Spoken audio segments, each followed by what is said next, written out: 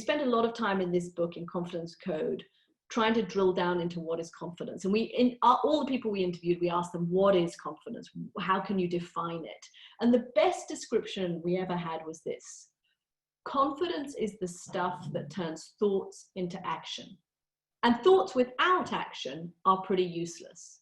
And the great thing, I think, about this notion of confidence is that it's about doing. It's not about bravado or swagger or dominating a meeting or being the person that speaks loudest and longest. It's not a sort of mannerism. It's about doing things. And the more you do things, the more confidence you get. It's a wonderful virtuous circle. You build confidence by going outside of your comfort zone, by trying things that are hard for you, by taking risks. For me, that risk of saying, listen, I'm prepared to walk away. I have to have a 4-day week, not a 5-day week on this show.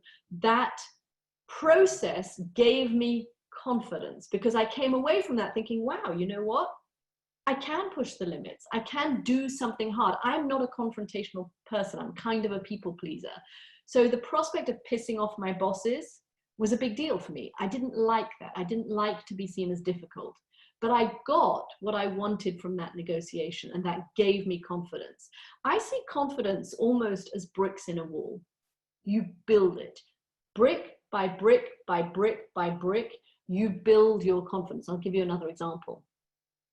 I was invited into a meeting at the White House on Middle East policy.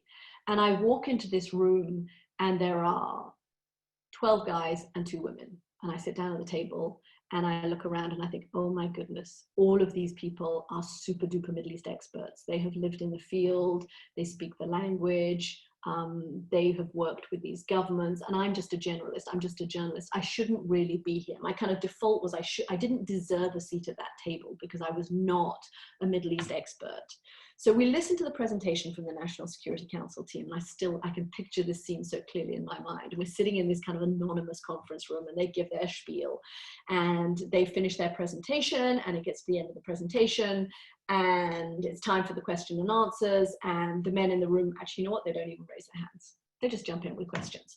So the men are all jumping in with their questions, and this other woman who was an Iran expert, hasn't said anything, and I'm sitting there thinking, okay, there's 2, and this has become a kind of point of pride for me now. There are 2 women in this room, and there are all of these guys, and none of the other woman doesn't look like she's going to ask a question, but I don't want this session to end without a woman's voice being heard, so I better ask a question. But if I'm the one that asks a question, they're going to realize that I don't know as much as them, and the question will probably be kind of dumb, and it will reveal my ignorance, and then I'll probably blush, and then everyone will stare at me, and then I'll start to sweat, and I'll probably stumble over the question, and oh my God, it will be the end of the world. I can't possibly ask a question. And all of this, by the way, is going on in my head. It would have been a heck of a lot more useful for me just to be listening to the discussion, right? But I am consumed with this soundtrack that's going on in my head. In the end, I do put my hand up. I am still quite a good girl. And I ask the question, and you know what? It's not the most stupid question in the history of questions. And even more important, the sky did not actually fall on my head. And the earth did not, in fact, open up and swallow me whole. And I was still standing. And the next time round, when I was in a difficult situation like that, with experts in a similar situation, I knew that I could do it. I had banked some confidence. I had put a brick in my wall of confidence, and no one could ever take that away from me.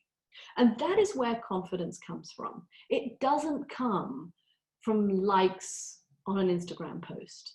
It doesn't come from flattery from friends. It doesn't come from, if you're a musician, a wonderful review in the newspaper. That kind of confidence boost is ephemeral. It disappears. And when we look at younger people, the younger generation, particularly a social media generation, we have what psychologists call volatile confidence. It can be easily snatched away. But confidence that comes from taking risks and going outside your comfort zone and overcoming hurdles, that is permanent confidence. That's the kind of confidence you want. We talk about acting more. Act more. And by the way, the risks, the downside that goes around in your head when you're about to take a risk, it's nearly always much bigger in your head than in reality.